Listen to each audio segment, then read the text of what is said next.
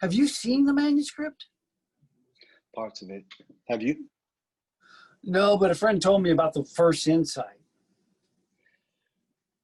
Tell me what you heard concerning the first insight. I guess the first insight is the awareness of the mysterious occurrences that change one's life.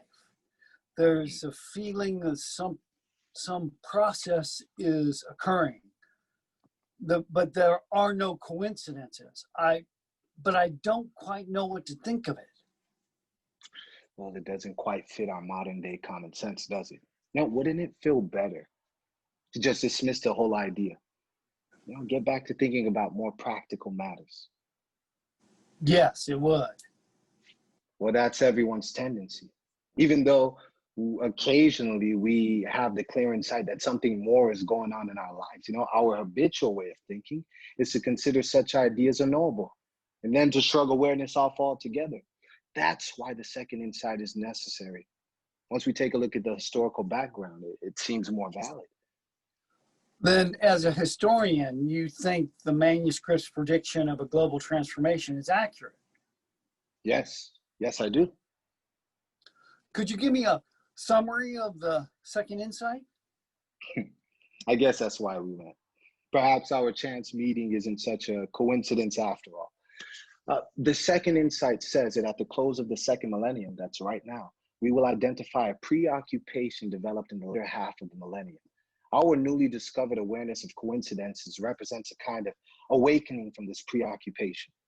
Preoccupation with what? A preoccupation with science. Until about 500 years ago, man operated totally in a spiritual framework. He had to. There was so much that couldn't be explained. The only way he could explain, say, the success of his crops or the death of a loved one was either the will of God or the malice of the devil.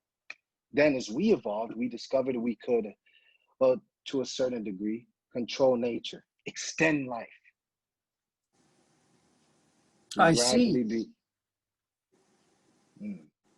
So you're saying that as man evolved, he started to scientifically explain these phenomena. For example, what we discovered a lot of things about horticulture, so that would explain the success of crops, or disease would explain the death of a loved one. Exactly. But what's wrong with that? It's what made Western civilization great. Oh, no one's saying anything is wrong. In fact, the manuscript says that the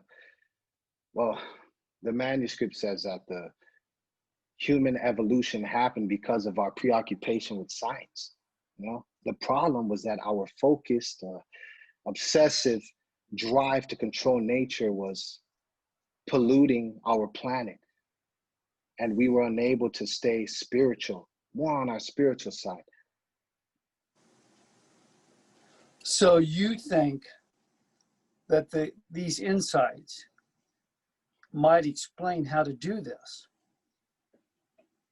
I think it's worth a look. I just hope no one destroys the rest of the manuscript before we have a chance to find it. But why would anyone want to destroy such an important artifact? How could the Peruvian government think they could destroy it and get away with it? Well, the official line is that the manuscript doesn't exist at all. But why? Think about it. The manuscript predicts global transformation, a massive shift in collective consciousness.